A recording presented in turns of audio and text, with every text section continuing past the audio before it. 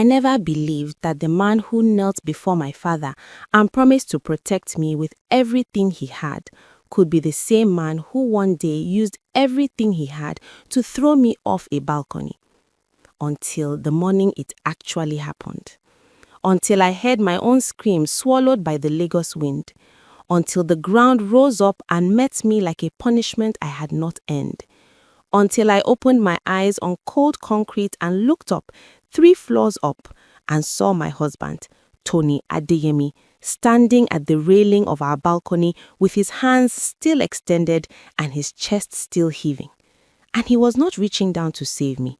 He was watching to see if I would get back up.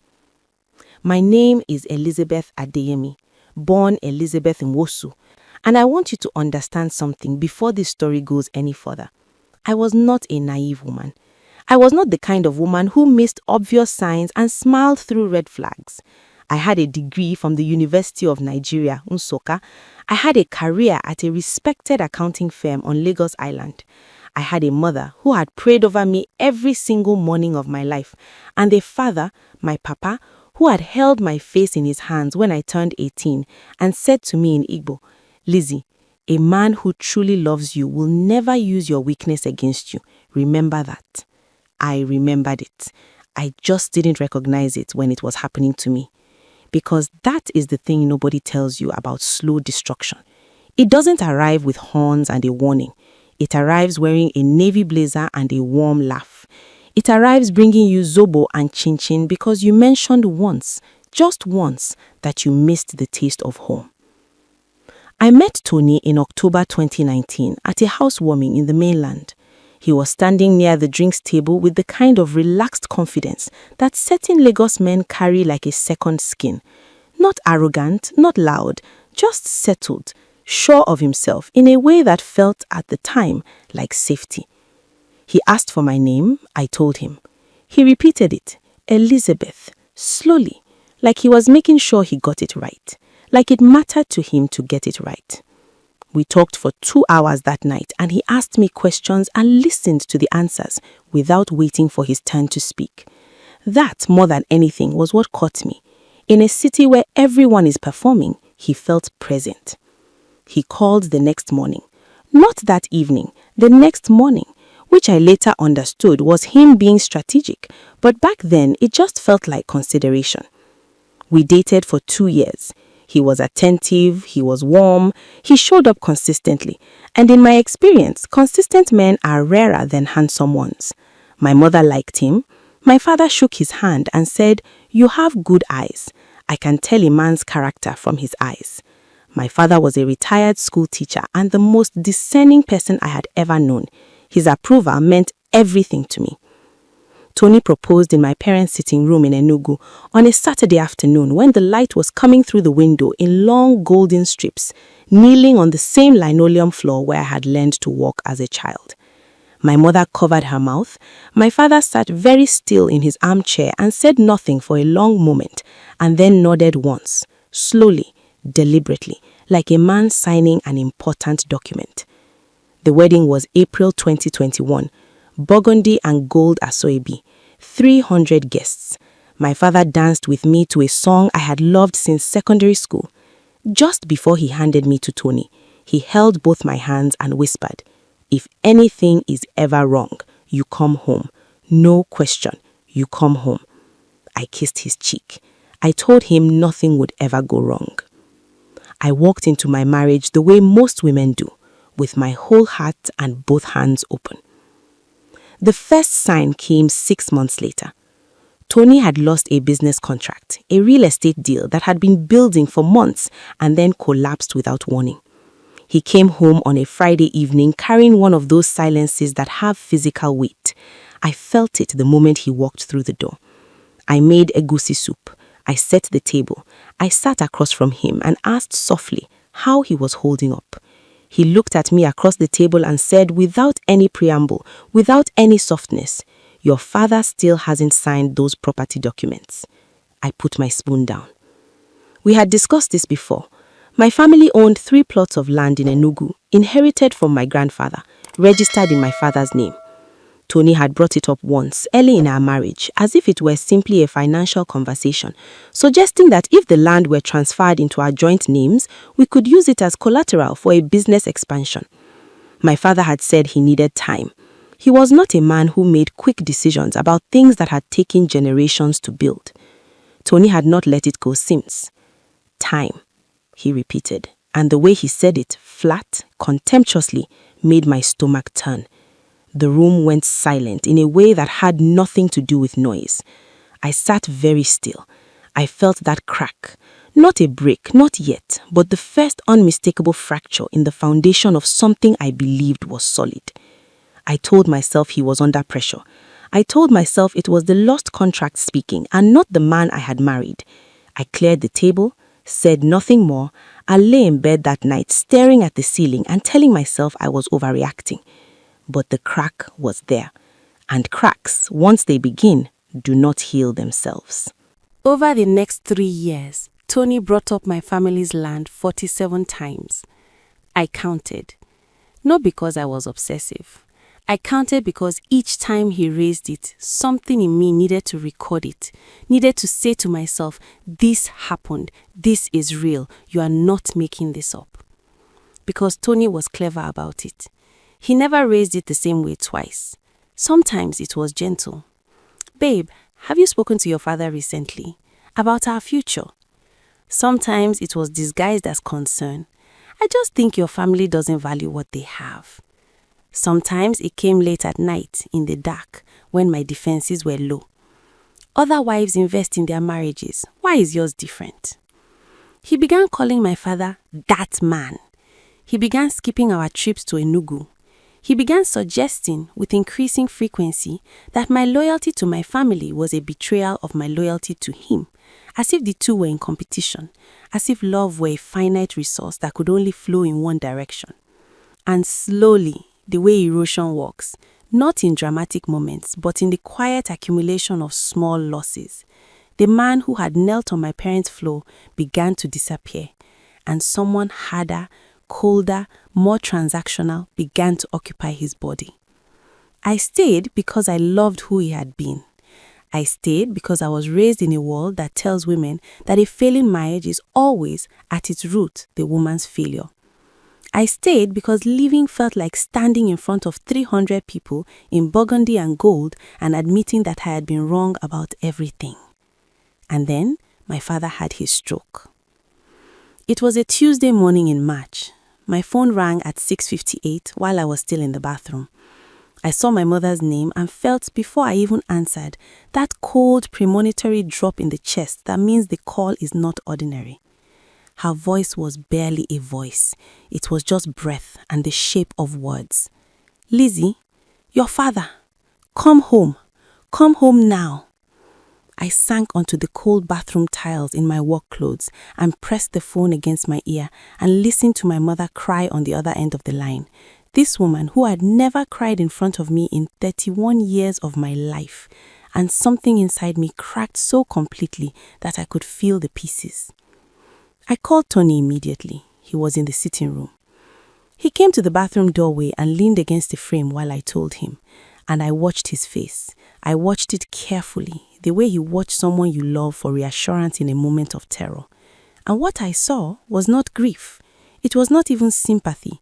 It was a brief, rapid calculation, the kind a man makes when a door he has been pushing against suddenly swings open.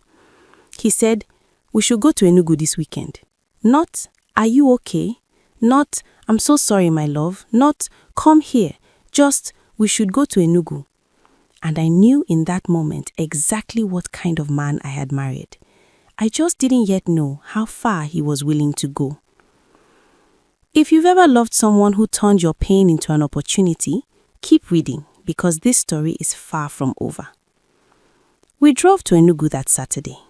My father was in the hospital, Federal Teaching Hospital, a man who had spent 68 years being the strongest person in the room he entered, now lying in a bed with tubes in his arms and the left side of his face pulled downward like something heavy was dragging at it beneath the skin. The stroke had been severe. The doctors used words like significant neurological event and long recovery and limited mobility. My mother translated all of it for me in the corridor outside his room with red eyes and steady hands, because even in the worst moment of her life, she was trying to protect me from the full weight of it. I sat beside my father's bed for 4 hours that first day. I held his hand, his right hand, the one that still worked, and I talked to him. I told him about the office. I told him about the neighbor's dog that had been barking all week. I told him small, ordinary things because the large things were too heavy for that room. At one point, his fingers tightened slightly around mine.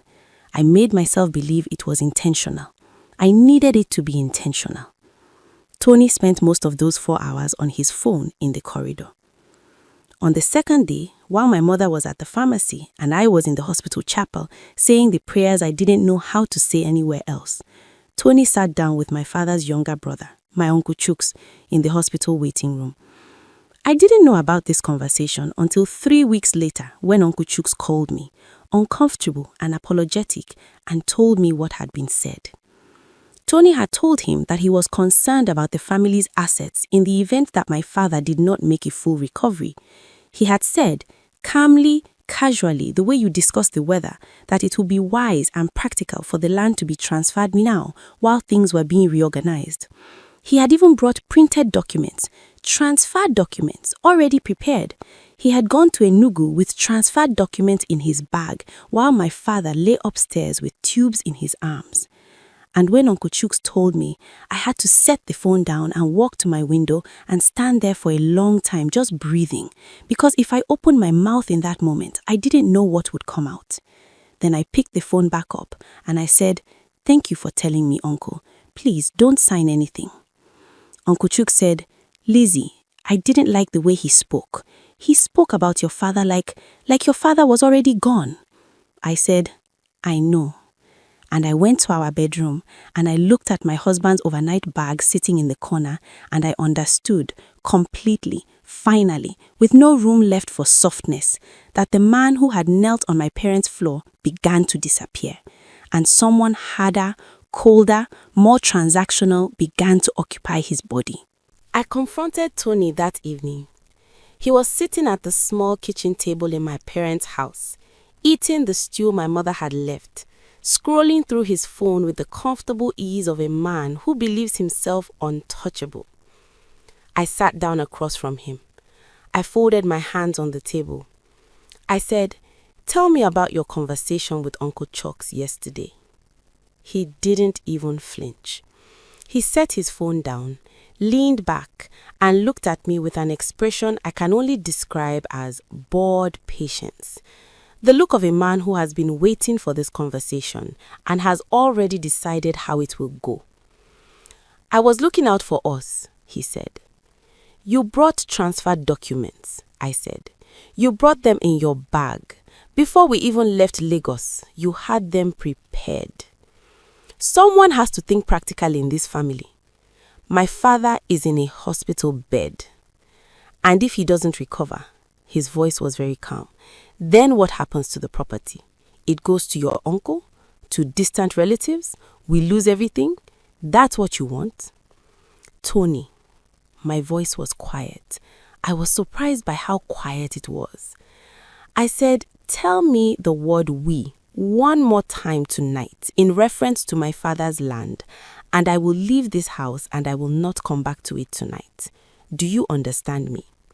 Something passed across his face then, a flash of something, not the bored patience anymore, something sharper, something that sat in his eyes like a warning.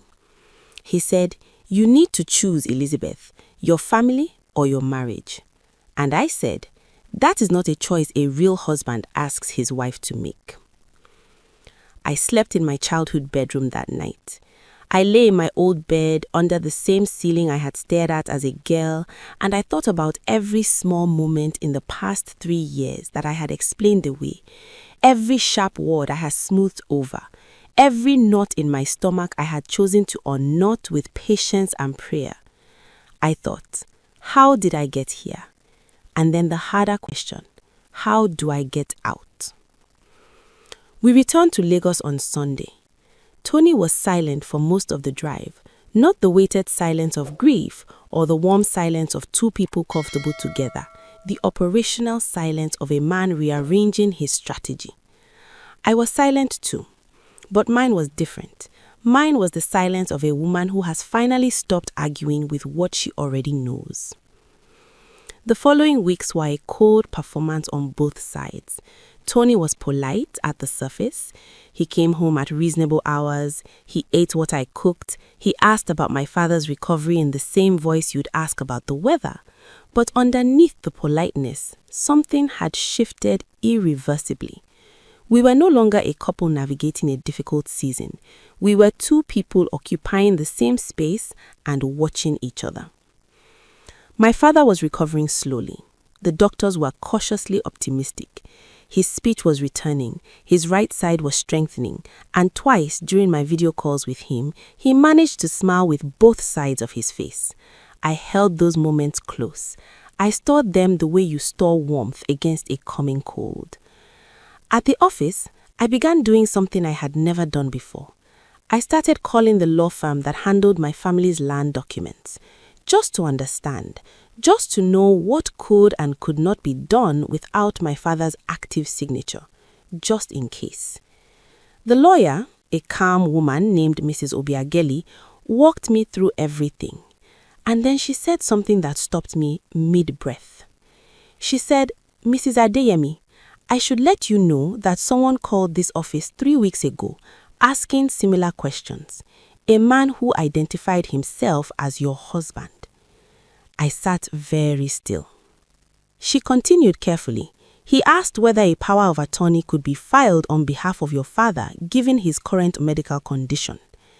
The room tilted slightly. "What did you tell him?" I asked. Mrs. Obiageli was quiet for a moment. He thanked me and hung up. I drove home from work that evening with both hands tight on the steering wheel and my mind moving in one sharp direction. Tony had been calling lawyers. Tony had been researching how to take my family's land without my father's consent. Tony had been, I had to hold this word in my mind and let it settle, plotting. Not drifting, not reacting to pressure, plotting. I parked outside our building and sat in the car for 20 minutes. I thought about my father's voice on those early video calls, still slurred, but fighting. I thought about my mother's face at the hospital, the quiet, exhausted courage of it. I thought about my wedding day and my father's one instruction: if anything is ever wrong, you come home. I was ready to come home, but first I needed to understand exactly what I was dealing with. And Tony, that weekend, was going to show me. If you are watching this and something in this story feels familiar, hold on, because what happens next will shake you. It was a Saturday, late April, the kind of Lagos evening where the heat breaks just after 6 and the air becomes briefly, beautifully bearable. I had spent the afternoon on the phone with my mother. Papa had been moved out of intensive care. He was sitting up. He had asked for his reading glasses. My mother said those words and laughed, a real laugh, the first I had heard from her in weeks. And I laughed too. And for a few minutes, I was just a daughter who loved her parents, and the worst of it felt manageable. Then I hung up and walked into our sitting room and found Tony reading through a folder of documents at the dining table. He didn't hear me coming, or he didn't care. I stood in the doorway for a moment and watched him. He was moving through pages methodically, running his finger down margins, making small notations with a pen.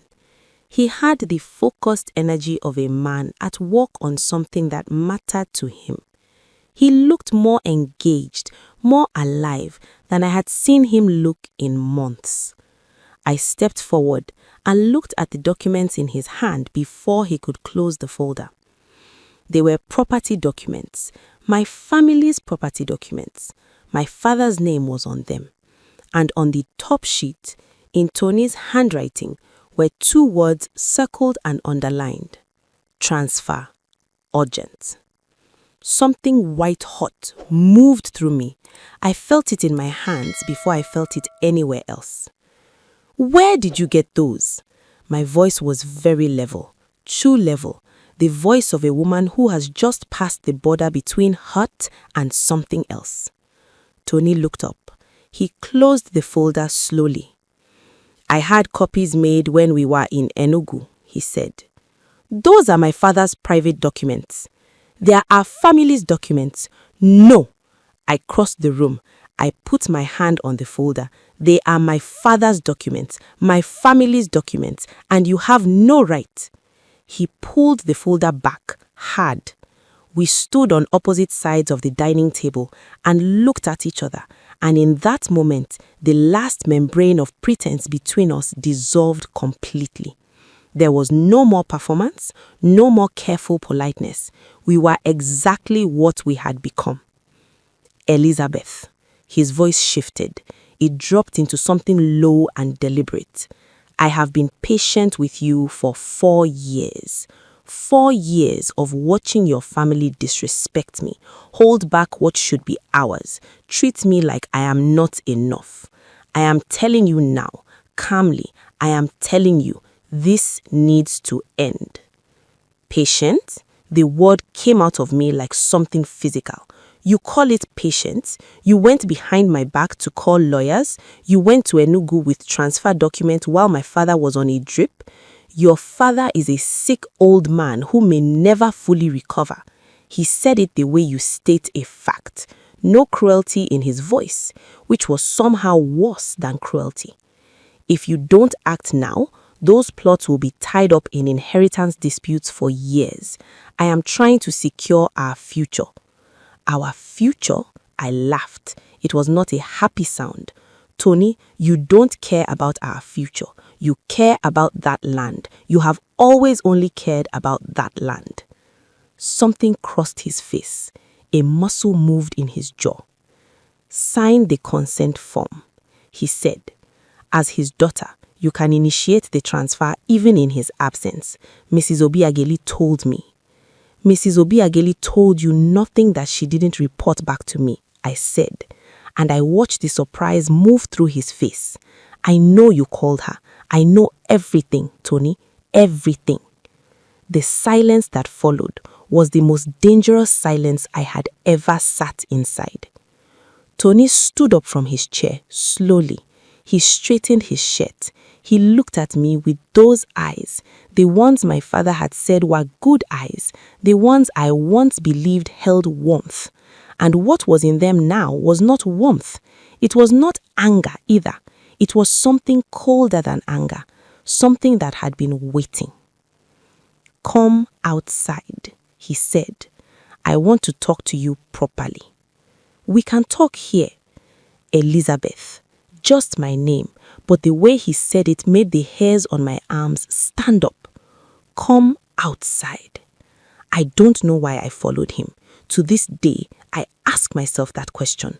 I think part of me still believed, still clung to the ghost of the man I had married, that outside meant fresh air and lowered voices and the possibility of being heard. He opened the balcony door. I walked through. The Lagos evening air hit me, warm and soft, carrying the smell of suya from the street vendor 3 floors below. I heard music from a neighbor's apartment. I heard children somewhere. Ordinary sounds, normal Saturday evening sounds. And then, Tony's hands were on my shoulders. And then, they were not holding me. They were pushing. It happened in less than 2 seconds. Less than 2 seconds between standing on my balcony and falling through the air. And in those 2 seconds, I heard myself scream. I felt the railing scrape my right arm. I felt the terrible rush of empty space beneath me. And I actually thought clearly in the middle of falling, Papa said, come home. Then the ground. Then black. I woke up to a woman in a yellow wrapper pressing her hands to my face and calling on Jesus, and to the sound of more voices than I could count, and to pain that started in my left side and radiated outward like a map of everything that had broken. I looked up. 3 floors up, Tony stood at the railing. He was not calling out. He was not screaming my name. He was watching, the way a man watches a transaction to see how it resolves. I closed my eyes. I thought, I am alive. I am still alive. I thought, he is going to pay for this. And then, I am going to make sure of it. The doctor said I had 2 fractured ribs, a broken left wrist, and deep lacerations on my right arm from the railing, and a miracle. Those were the registrar's exact words, a miracle, because the concrete pathway I landed on was directly adjacent to the small hedgerow that ran along the building's foundation, and I had landed partially on the hedge, which had absorbed enough of the impact to keep the fall from being unsurvivable. I lay in the hospital for 9 days, and in those 9 days, the world, my world, rearranged itself completely. The police came on the first day, 2 officers and a detective, a woman named Detective Amara Eze, who had close-cropped natural hair and the kind of face that gave nothing away unless she decided to give it. She sat beside my bed with a small notebook and asked me in a very quiet and careful voice to tell her what happened. I told her everything. Not just the balcony, everything. The transfer documents, the lawyer calls, the 47 conversations about the land, the trip to Enugu with documents in his bag. I told her all of it, and she wrote it all down, and when she was finished, she looked at me with those giving nothing away eyes and said, "Mrs. Edemi, do you have any of this documented, any evidence?" I told her about the call logs from Mrs. Obiageli. I told her about the folder of my father's documents I had seen on our dining table. I told her about Uncle Chooks. She wrote it all down. Tony had told the police it was an accident. He had told them I had slipped. He had told them the railing was weak and he had reached for me but couldn't catch me in time. 3 witnesses in the compound had seen differently. The woman in the yellow wrapper, her name was Mrs. Patience Ogundimu. She lived on the ground floor and had been returning from the market. A teenage boy who had been sitting on the front steps doing homework, the security guard. All 3 had looked up at the sound of the scream. All 3 had seen Tony's hands extend and push. Not catch, push, not reach. Detective Eze was a thorough woman. Tony was arrested on the 3rd day. My mother arrived home in Enugu on the first night, 2 hours after the incident, having driven the entire way with my cousin Emmanuel because she couldn't wait for a bus. She walked into my hospital room with red eyes and a jaw set and sat down beside my bed and took my good hand in both of hers and said nothing for a long time. Just sat there. Her presence was the most stabilizing thing I had ever felt. Then she said, "Your father knows.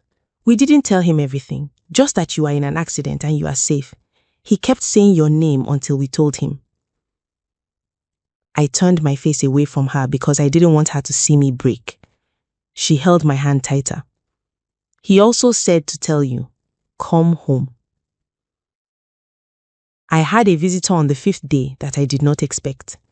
Tony's mother, Mrs. Folake Ademi, arrived at the hospital in a black lace blouse and full makeup, which told me everything about the nature of the visit. She was not coming as a woman in grief, she was coming as a strategist. She sat down without asking if she could sit, which was also telling. "Elizabeth, I want to speak to you as a mother."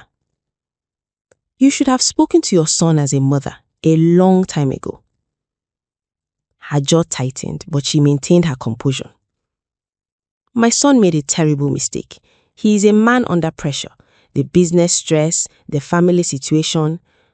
He threw me off a balcony, Mrs. Edemi. The witnesses misunderstood what they saw. 3 of them misunderstood it in exactly the same way. She opened her handbag. She removed an envelope. She placed it on the hospital bed beside my bandaged hand. There is a figure in there that will ensure you and your family are comfortable for a very long time. We are asking you to speak to the detective to reconsider what you remember. Tony is a good man who... I picked up the envelope with my good hand. I held it for a moment, then I dropped it on the floor at her feet. I said, "Leave my room." She looked down at the envelope, then back at me. Something moved in her face, the strategist retreating, and underneath it, briefly, the flash of a mother who knew exactly what her son was and had always known. She picked up the envelope. She left without another word. I lay back on my pillow and stared at the ceiling, and felt for the first time since the fall, something that was not pain or fear. It felt like clarity. It felt like the absolute end of confusion. On the 7th day, Mrs. Obiageli, my father's lawyer, arrived with a colleague. She sat down and laid out with professional precision the full picture of what Tony had been attempting. She had kept records of all contact, she had documented his inquiries and requests, she was prepared to testify. There was a broader plan, she told me. Based on the questions he was asking, I believe he was attempting to establish a pathway to the land that did not require your father's direct signature. He may have been working with someone else, possibly someone within the land registry. We are looking into it. How long would it have taken him? I asked. She considered. If your father's condition had worsened and he had been declared incapacitated, possibly 3 to 6 months before he could have made a move. With the right people involved, perhaps less. I thought about my father asking for his reading glasses. I thought about him smiling with both sides of his face. Make sure everything is documented, I said. Every piece of it. We already have, he said. On the 9th day, before I was discharged, Detective Eze came to see me one final time. He sat down. He looked at me with those careful eyes. The charge has been upgraded from assault to attempted murder. Given the height of the balcony and the physical nature of the act, the prosecutor believes the intent was clear. The witness statements are credible and consistent. There is also a phone record from 3 days before the incident that we are still examining. I nodded. Mrs. Edemi, and for the first time I saw something behind the careful eyes. Something almost personal, almost warm. You need to know that you did nothing wrong by staying in that marriage. People stay. That is human. What matters is that you are here and he will answer for this. I looked at her for a moment. I know I did nothing wrong, I said. And I meant it, fully. For the first time, without any shadow of self-doubt sitting behind the words, I meant it completely. My father found out the full truth on a Thursday evening in May, 5 weeks after the fall. We had been protecting him, managing information, softening edges, waiting for him to be strong enough. But my father was not a man who stayed on the outside of things that concerned his family. He had been asking questions. He had been listening to the gaps in our careful answers. And eventually, sitting in the recovery room of his Enugu hospital with his speech restored and his right hand steady and his mind as sharp as it had ever been, he asked my mother directly. My mother told him everything. She told me later that he didn't speak for a long time afterward. He just sat with his hands in his lap and looked out of the window at the compound below. Then he asked for his phone. Then he called me. It was 7:40 in the evening. I was in my childhood bedroom in Enugu. I had come home, as he had always told me to, and when his name appeared on my screen, my heart contracted sharply. Papa? Lizzie. His voice was slower than it used to be, textured differently by the stroke's aftermath, but the weight behind it was exactly the same, the authority of a man who has always known his own mind. Are you in the house? Yes, Papa, I'm home. Good. A pause. Are you healing? Yes. Another pause. Longer. I want you to know, he said, that when I look at what happened, I do not feel sadness for the marriage. I feel sadness that I did not see him clearly when he was in my house, that I shook his hand, that I trusted my daughter to a man who saw her as a vehicle. My throat closed. But Lizzie, he did not get what he came for. He planned and he schemed, and at the end of all of it, my land is still mine, and my daughter is still here, and he is in a cell answering to a judge. That is not failure. That is the end he built for himself. I pressed the phone hard against my ear because I needed his voice close. Come and see me tomorrow, he said. I want to see your face. Yes, Papa. And Lizzie, yes? You are never the problem. I want you to know that I know that. I sat in the dark of my childhood room after the call ended and I cried. Not the frightened, lost crying of the weeks before, but something else, something cleaner. The kind of crying that is also relief, also release, also the body's way of letting go of weight it has been carrying too long. Tony Adeyemi's trial began in late June. I will not give you every detail of those proceedings because some of it belongs only to me, but I will tell you what mattered. The 3 witnesses testified clearly and consistently. Mrs. Patience Ogundimu, the woman in the yellow wrapper, stood in that courtroom and described exactly what she had seen with the plain, unornamented certainty of a woman who knew what she knew. The teenage boy, 17 years old, a secondary school student named Kolade, testified that he had watched the whole thing happen before I even hit the ground. The security guard confirmed the rest. Mrs. Obiageli presented the documented record of Tony's attempts to access my family's property, the call logs, the inquiries to the land registry, the transfer documents he had brought to Enugu, the phone number Detective Eze had traced. It led to a junior official in the State Land Administration Office who, faced with his own legal exposure, cooperated fully. Tony's lawyer argued throughout that it was an accident, that the railing was faulty, that Tony was reaching to save me, not to harm me. He argued it with professional persistence, and I sat in that courtroom and watched Tony in his suit, listening to his own defense, and I thought about the expression on his face at that railing. I thought about the relief I had seen there. The judge was a woman in her 60s, named Justice Ngozi Okafor. She had the face of a person who had been hearing the full range of human behavior for many years and had stopped being surprised by it. When she delivered her verdict, she did it without theater, without extra words, just the clean, measured language of a court document made audible. Guilty of attempted murder. Guilty of criminal conspiracy to defraud. 10 years. The courtroom moved. I sat still. Tony turned and looked at me from the dock, and I want to be honest about this moment because I think it matters. I had expected to feel triumph. I had been prepared to feel something large and dramatic. Instead, what I felt was quiet, a stillness that went all the way down. He had given 4 years of my life to this plan.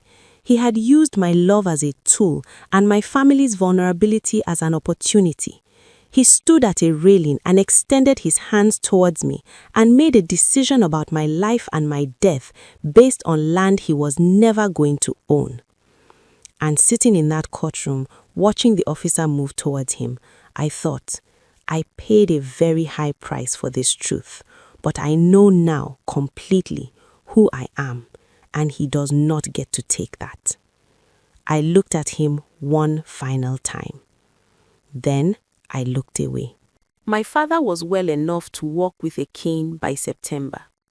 I was there the first morning he walked from the bedroom to the front veranda under his own power. He moved slowly, my mother behind him, my hand near his elbow but not holding it because he wanted to do it himself. He needed to do it himself. He reached the veranda and stood for a moment in the early morning light with the Enugu air around him and the sound of the compound beginning its day. Then he looked at me and said, "Just this, only this. The land is yours when I am gone. Not half, not shared. Yours. I am changing the documents next week." I said, "Papa, you don't have to." "I am not doing it because of him," he said. "I am doing it because it was always supposed to be yours. I should have done it properly from the beginning." I held his hand. He let me. We stood there on the veranda in the morning light, and I thought about the girl who had learned to walk in that house, and the woman who had come back to it broken, and the woman standing there now, fractured in some places, scarred in some places, but standing. Still standing. I went back to work at the accounting firm in October. My colleagues had sent flowers when I was in hospital and a card signed by everyone in the office, including the receptionist who had never once in 3 years remembered my name. I sat at my desk on the first morning back and looked at the familiar stacks of files and the view from my window, Lagos Island spreading out in its loud, complicated, relentless way, and I felt, unexpectedly, gratitude. Not for what had happened, never for what had happened, but for what remained. For Mrs. Patience Ogundimu in her yellow wrapper, who had pressed her hands to my face on a concrete pathway and called on Jesus loud enough for the whole street to hear. For Kolade, 17 years old, who has started running before I even landed. For Detective Amara Eze and her careful eyes and her small notebook. For Mrs. Obiageli, who had kept records. For my mother, who drove through the night and sat beside me without speaking because she knew that silence was sometimes the only language that fit. For my father, standing on his veranda with his cane, choosing mornings over everything that had tried to take them from him. For myself, for staying alive, for knowing, even in the moment of falling, that I was not finished. There is one final thing I want to tell you. On a quiet Sunday in November, I went back to the church where Tony and I had been married. I don't know entirely why. I just needed to sit in that space and let it be ordinary again. Just a building, just pews, just light coming through windows. I sat in the back. The service was already in progress. The choir was singing something slow and full-throated, and the sound of it filled the space completely. And I sat there with my hands in my lap, and my healed wrist, and my scarred arm, and my whole intact, imperfect life, and I let the music be bigger than everything that had happened in that space. Afterward, an older woman, I didn't know her, I had never seen her before, sat down beside me. She looked at me for a moment the way some older women do, seeing more than you've said. She said, "You look like someone who survived something." I considered this. I said, "I did." She nodded, as if this were the correct answer. She said, "Good. That is the whole work. Survive it, and then don't let it be the last thing that defines you." She got up and left. I sat there for a long time after that. Then I got up. I walked out into the November Lagos afternoon, the traffic and the noise and the smell of rain coming and the ordinary, irreplaceable chaos of a city that never stops. And I kept walking, forward, only forward. To everyone who watched until this moment, thank you. If this story moved you, if it felt like something you or someone you know has lived, please subscribe.